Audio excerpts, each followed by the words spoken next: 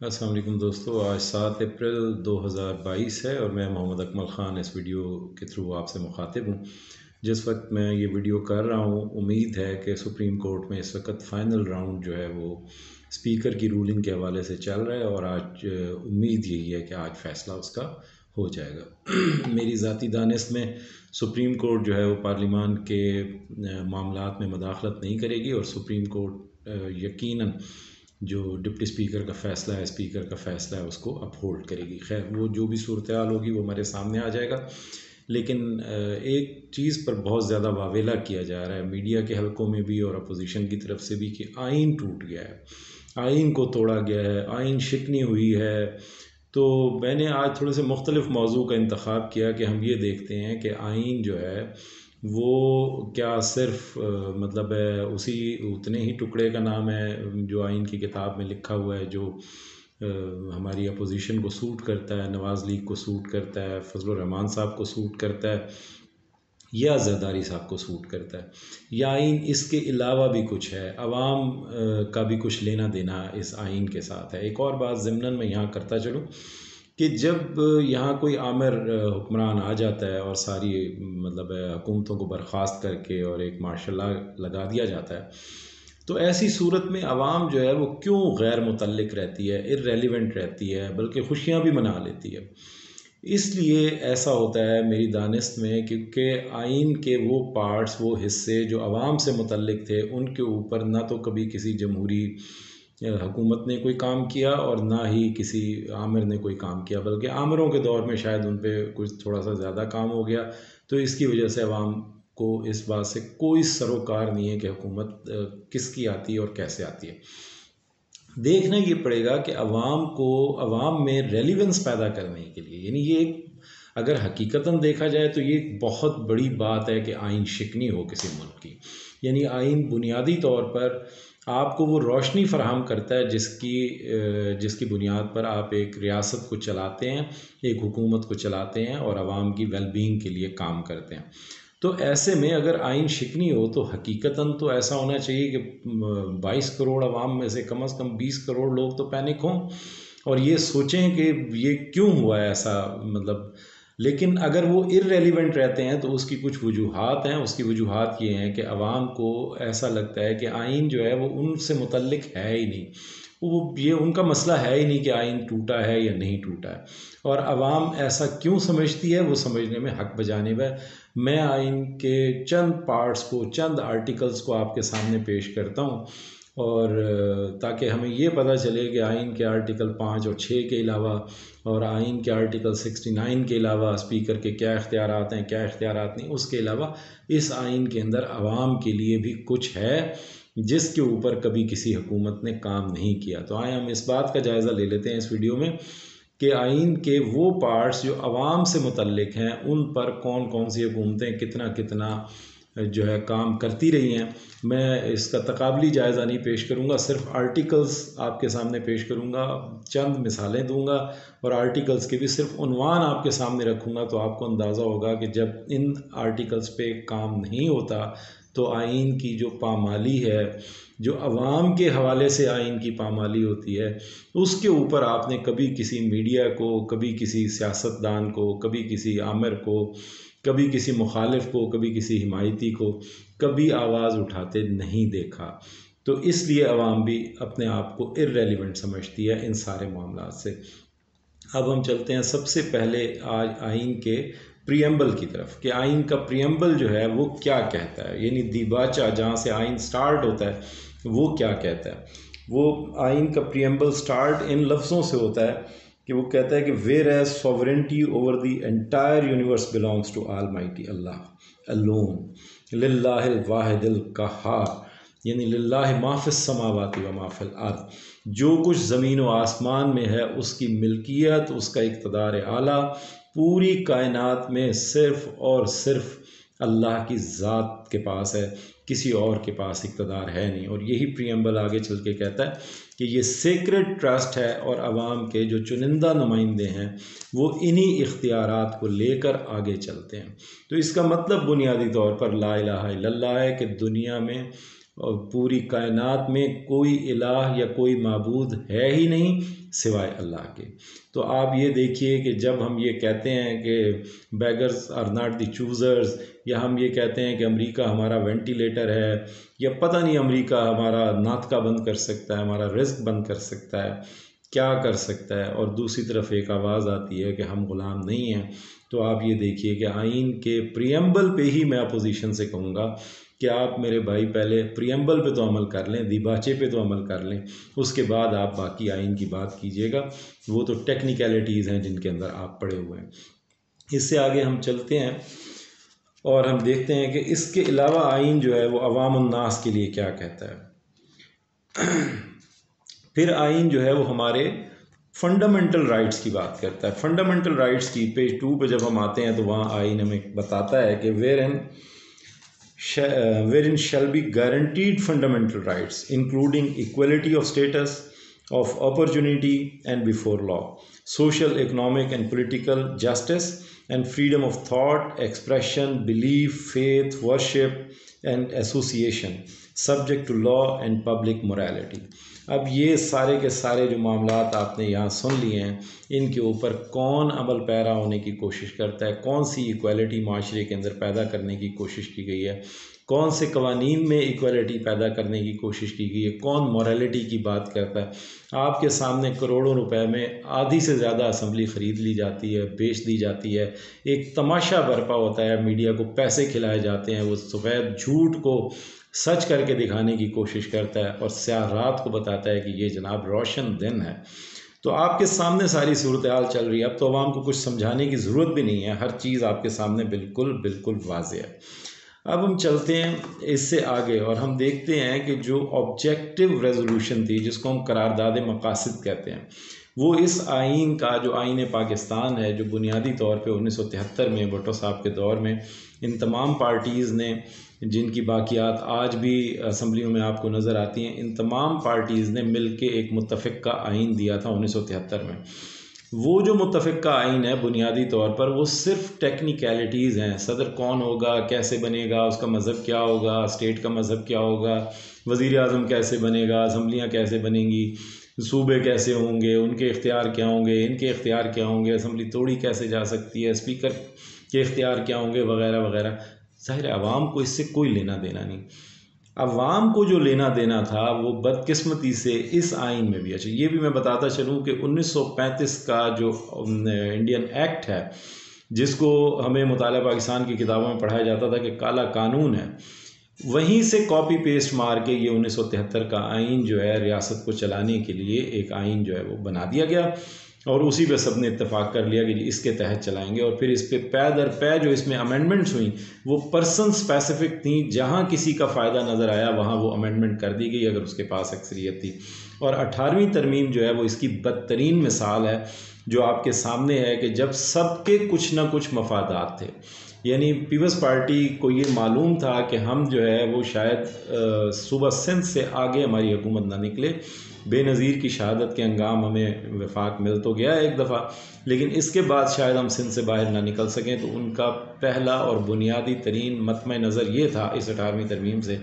कि सूबों को लामतनाही फ़ाइनेंशियल इख्तियारात मिल जाएं और तमाम तर वसाइल सूबों के पास हों ताकि वो अपनी मनमानी कर सकें, और तमाम तर इख्तियारात भी सूबों के पास हों ताकि वफाक उनसे पूछ भी ना सके।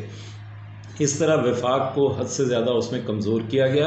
पीपल्स पार्टी का मतम नज़र ये था। नवाज़ शरीफ साहब, चूँकि मुशर्रफ साहब उनको दो बार वज़ीर आज़म के बाद तीसरी बार वज़ीर आज़म ना बनने की तरमीम जो है वो आइन में अपने दौर में कर गए थे, और वो भी ज़ाहिर है किसी भलाई के लिए नहीं, बेनज़ीर और नवाज़ शरीफ का रास्ता रोकने के लिए बुनियादी तौर पे उन्होंने ये किया था, क्योंकि वो दोनों दो दफ़ा वज़ीर आज़म रह चुके थे। ये अलग बात है कि उनकी टर्म्स जो हैं दोनों की पूरी नहीं हुई थी, लेकिन बहरहाल वो दो बार वज़ीर आज़म रह चुके थे। तो मुशर्रफ साहब ने भी कोई अवाम की भलाई के लिए नहीं किया, इन दोनों का रास्ता रोकने के लिए किया था। तो बेनज़ीर भुट्टो साहिबा तो चूँकि दुनिया से उस वक्त रुखसत हो चुकी थी, नवाज़ शरीफ साहब मौजूद थे, तो वो उनका मतम नज़र ये था कि तीसरी बार वज़ीर आज़म बनने की तरमीम अगर होती है तो हम इसमें अपना हिस्सा डालते हैं, अपने वोट्स डालते हैं। ANP को जो है वो NWFP की बजाय यानी शुमाल मगरबी सरहदी सूबा की बजाय खैबर पख्तूनख्वा नाम चाहिए था, KPK नाम चाहिए था, ANP भी साथ हो गई। इस तरह सबको मिला के हिस्सा बकदर जुस्सा देते हुए 18वीं तरमीम मंजूर हुई। तीसरी दफ़ा वज़ीर आज़म नवाज शरीफ के लिए रास्ता खोल दिया गया, सूबों को बेतहाशा इख्तियारात दे दिए गए, फाइनेंशियल लिबर्टी दे दी गई, ANP को KPK का नाम दे दिया गया और इस तरह 18वीं तरमीम मंजूर हो गई। तो इस आइन के साथ इस तरह भी खिलवाड़ होता रहा है कि ये खिलवाड़ क्या होता रहा, ये आइन की पामाली होती रही है बुनियादी तौर पर कि बिल्कुल पर्सन स्पेसिफिक जो है कि एक शख्सी फ़ायदे के लिए और ज़ाती फ़ायदे के लिए आइन में ज़्यादातर तरामीम की गई। अब हम चलते हैं इसके जो मैं बात कर रहा था ऑब्जेक्टिव रेजोल्यूशन के हवाले से, यानी ये जितनी चीज़ें जो आइन में आपको खूबसूरत नज़र आती हैं, जहाँ पे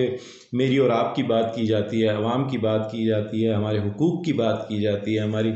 मसावात की बात की जाती है, इक्वालिटी की बात की जाती है, फ्री एजुकेशन की बात की जाती है, या हमारे सोशल जस्टिस सिस्टम की बात की जाती है, या सस्ता और फौरी इंसाफ और हमारी दहलीज पर इंसाफ की बात की जाती है, अनफॉर्चुनेटली ये तमाम बातें उस 1973 के आइन का इन ऑपरेटिव पार्ट थी। ऑब्जेक्टिव रेजोल्यूशन जो है वो दिबाचा के साथ लगी हुई थी, लेकिन ये इन ऑपरेटिव पार्ट थी, यानी इस पे अमल दरामद ज़रूरी नहीं था। और ज़ियाउल हक साहब ने जब इक़्तिदार संभाला, वो सब चीज़ों को चूँकि इस्लामाइज़ कर रहे थे, लिहाजा इस्लामाइज़ करते हुए उन्होंने यहाँ पर आर्टिकल 2A पुट किया इसी आइन के अंदर, और आर्टिकल 2 में कि Islam to be the state religion, यहाँ पे Islam to be the state religion के अंडर जो है आर्टिकल 2A में उन्होंने इंसर्ट कर दिया कि ये जो in operative part of the constitution है, जिसको हम ऑब्जेक्टिव रेजोल्यूशन कहते हैं, इसको अब उन्होंने जो है ऑब्जेक्टिव रेजोल्यूशन को आइन का ऑपरेटिव पार्ट बना दिया। तो ये ज़ियाउल हक साहब को मतलब है इसका क्रेडिट जाता है। अब हम देखते हैं कि ये कहता क्या है, जो ऑब्जेक्टिव रेजोल्यूशन है इसमें ये कहती क्या है और ये हमसे मुतल्लिक क्यों है, और ये बातें हम जो हमसे मुतल्लिक हैं बुनियादी तौर पे, वो जब तक इस एलीट का या माफिया का कोई मफाद ना हो ये हमारे सामने पेश नहीं की जाती, और इनके ऊपर अमल दरामद के लिए कभी ज़ोर भी नहीं दिया जाता, और इनको आए रोज़ हमारे सामने पायमाल किया जाता है और हम देखते रहते हैं। और कोई ये नहीं कहता जनाब आइन शिकनी हो गई, आइन तोड़ दिया गया, फ़लाँ हो गया, फ़लाँ हो गया। ये शोर करते हुए ना मीडिया पे आपको नज़र आते हैं, ना हमारे सियासतदान नज़र आते हैं, ना लीडरशिप नज़र आती है।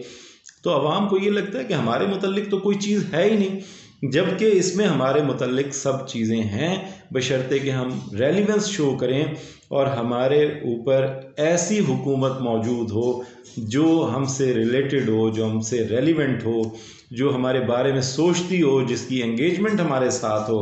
तो ये तमाम आइन के आर्टिकल्स भी इस आइन का हिस्सा हैं। अब हम देखते हैं कि आगे ये क्या कहता है। 3 में, आर्टिकल 3 में ये कहता है elimination of exploitation, elimination of exploitation, इस्तेहसाल का खात्मा। अब आप अंदाज़ा लगा लीजिए, मैं सिर्फ टॉपिक्स बताऊंगा क्योंकि वीडियो इस तरह बहुत तवील हो जाएगी अगर मैं इसकी डिटेल्स में जाऊंगा। एलिमिनेशन ऑफ एक्सप्लॉयटेशन, मैं आपसे सवाल करता हूँ, सवाल करने की भी क्या ज़रूरत है, मैं ख़ुद ज़ाहिर आवाम का हिस्सा हूँ, मुझे पता है कि एलिमिनेशन ऑफ एक्सप्लॉयटेशन की किस कदर कोशिश इस रियासत के अंदर अब तक हुई है, या किसी ने कभी इसके ऊपर बात भी की है। जब हर तरफ इस्तेहसाली निज़ाम चल रहा हो, हर तरफ इस्तेहसाल जारी हो आवाम का, तो आप मुझे बताइए कभी किसी ने ये आवाज़ उठाई है कि जनाब आइन ये कहता है कि एलिमिनेट किया जाएगा एक्सप्लॉयटेशन को, तो 75 साल गुजरने के बावजूद आइन की इस शिक को क्यों पामाल किया गया है, अब तक एक्सप्लॉयटेशन का ख़ात्मा क्यों नहीं हो सका है। और उसके बाद जो आर्टिकल 4 है, आर्टिकल 4 में कहा जाता है right of individuals to be dealt with in accordance with law. तो कानून के मुताबिक जो है मतलब तमाम शहरियों को उनको ट्रीट किया जाएगा, ये इसमें है। फिर आपने जो आर्टिकल 5 है, आर्टिकल 6 है, उसके बारे में तो बहुत कुछ सुना है क्योंकि ये जो स्पीकर की रूलिंग है, ये loyalties to the state and obedience to constitution and law, इसी के तहत जो है उन्होंने कि तमाम अशख़ास जो हैं वो अपनी स्टेट के साथ लॉयल होंगे, वफ़ादार होंगे, इसी के तहत उन्होंने तहरीक अदम एतमाद को मुस्तरद किया है डिप्टी स्पीकर ने और स्पीकर ने। तो ये तो आप सुन चुके हैं। आर्टिकल 6 जो है वो ट्रीज़न के बारे में। अब मैं चीदा आपको इसमें से पॉइंट्स बताता जाता हूँ। अब ये देखिए कि अब हम डायरेक्ट आ जाते हैं आर्टिकल 9 पे। मैंने ये पॉइंट्स बना लिए थे इसलिए ताकि इसमें मुझे ज़्यादा तलाश करने में देर न लगे। सिक्योरिटी ऑफ ए पर्सन, अब ये देखिए कि सिक्योरिटी ऑफ पर्सन यानी आर्टिकल 9 क्या कहता है। आर्टिकल 9 कहता है no person shall be deprived of life और liberty save in accordance with law. आपके सामने मुतअद्दिद कत्ल हो जाते हैं, अजीज़ मेमन सहाफ़ी का कत्ल हो जाता है महज ये बात करने पर कि बिलावल साहब की रैली के अंदर जो लोग आए हैं वो पैसे लेकर आए हैं, और उनका इंटरव्यू अगर वो टीवी पे दिखा देता है, चंद दिनों के बाद उसको बेयारो मददगार मार दिया जाता है।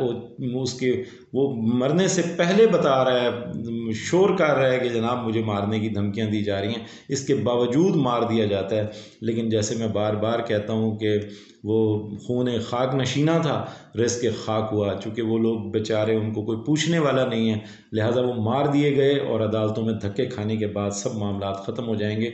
किसी को यहाँ सिक्योरिटी जो है मतलब है लाइफ की या प्रॉपर्टी ज़ोर ज़बरदस्ती हथिया ली जाती हैं लोगों की, तो यहाँ अभी तक ये हासिल नहीं हुई। आइन के इस आर्टिकल की वायलेशन 75 साल से जारी है, लेकिन कोई एक शख्स आपको ये कहता हुआ नज़र नहीं आता इस एलीट में, इन माफिया में जो यहाँ हुकूमत करते हैं, कि ये सिक्योरिटी ऑफ ए पर्सन का जो आर्टिकल 9 ऑफ द कॉन्स्टिट्यूशन है जनाब, ये आइन शिकनी हो गई है। ये रोज़ आइन शिकनी होती है, लेकिन इसके ऊपर आर्टिकल 6 लगाने की कोई बात नहीं करता।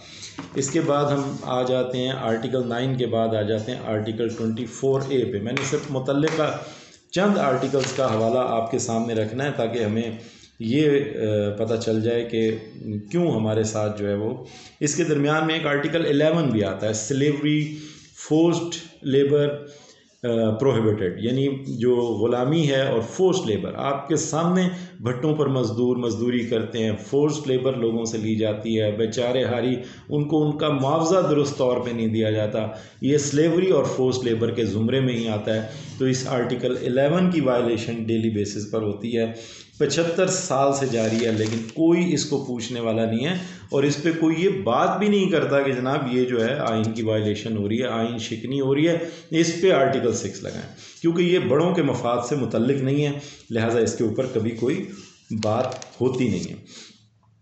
अब हम आ जाते हैं आर्टिकल 24(2) के ऊपर। आर्टिकल 24 जो है वो प्रोटेक्शन ऑफ प्रॉपर्टी राइट्स है, प्रोटेक्शन ऑफ प्रॉपर्टी राइट्स। इसमें इसमें इसके पार्ट 2 में है कि no property shall be compulsorily acquired और taken possession of save for public purpose and save by the authority of law which provide, मतलब इसमें जो बुनियादी तौर पे बात की गई है वो प्रोटेक्शन ऑफ प्रॉपर्टी राइट्स में कि हर शख्स को जो प्रॉपर्टी का राइट है वो उसका प्रोटेक्टेड है आईनी तौर पर, कोई उससे उसकी जायदाद को छीन नहीं सकता। तो आपके सामने है, यहाँ लोगों की टांगों पे बम बांध के भी उनको बैंकों में ले जाया गया है और उनके बड़े बड़े मंसूबे जो हैं वो हथियाए गए हैं, और जाती उम्रा की स्टेट जो कायम की गई है हज़ारों करनाल के ऊपर, तो वहाँ पे लोगों से किस तरह जायदादें हथियाई गई, जरदारी साहब ने किस तरह लोगों से जायदादें हथियाई, या दूसरे जो हमारे माफियाज हैं वो किस तरह लोगों से, आप बाकी सबको छोड़िए, बैरिया टाउन के किस्से आप सुन लीजिए, छोटे छोटे माफियाज के आप किस्से सुन लीजिए, एक कॉलोनी बनाने वाला भी ज़ोर ज़बरदस्ती लोगों से जायदाद हथिया लेता है, इसके ऊपर कभी अमल दरामद नहीं हुआ। इस आइन के आर्टिकल की जो वायलेशन है वो जारी रही, लेकिन कोई आपको ये नहीं कहता हुआ नज़र आता कि जनाब ये जो है क्यों, मतलब है इस आइन के आर्टिकल की वायलेशन होती रही है। फिर ये देख लीजिए कि आर्टिकल 31 के अंदर कहा गया इस्लामिक वे ऑफ लाइफ, इसमें मतलब है टीचिंग ऑफ होली कुरान के बारे में बताया, इस्लामियात के बारे में बताया, सीरत नबवी के बारे में बताया कि जनाब ये सारी की सारी चीज़ें जो हैं इन पर भी अमल दरामद किया जाएगा। इस पे अप टू सम एक्सटेंट जो है इनकी इमरान खान साहब की हुकूमत ने इस पे कोशिश की है, बाकी दीगर लोगों ने इतनी सी भी कोशिश जो है कम वेश इसमें कोई किसी ने कोशिश की हो तो कोशिश की हो। इसके बाद आर्टिकल 32 आ जाता है, इसकी क्लियर वायलेशन हर जमहूरी दौर में भी होती रही है, बल्कि जो आमिर आए हैं उन्होंने इन इदारों को बनाने की कोशिश की है, लेकिन हर जमहूरी दौर में इसकी वायलेशन होती रही। आर्टिकल 32 की promotion of local government institutions, यानी बल्दियाती इदारों की जो प्रमोशन है उनकी तरक्की है उसके ऊपर काम करने की ज़रूरत होती है। ये भी आइन का आर्टिकल 32 कहता है। लेकिन आपके सामने है कि जितनी जमहूरी दौर हुकूमतें माजी में आती रही हैं उनकी हमेशा ये कोशिश होती रही है कि किसी भी सूरत जो है बल्दियाती जो इदारे हैं वो कायम ना हों और मतलब उन पे वो तरक्की ना पाए, बल्कि वो सारे के सारे अपने पास इख्तियारात जो है वो रखना चाहते हैं। तो ये बहुत सारी इसी तरह आर्टिकल 34 है, full participation of women in national life, protection of family, protection of minorities, promotion of social justice and eradication of social evil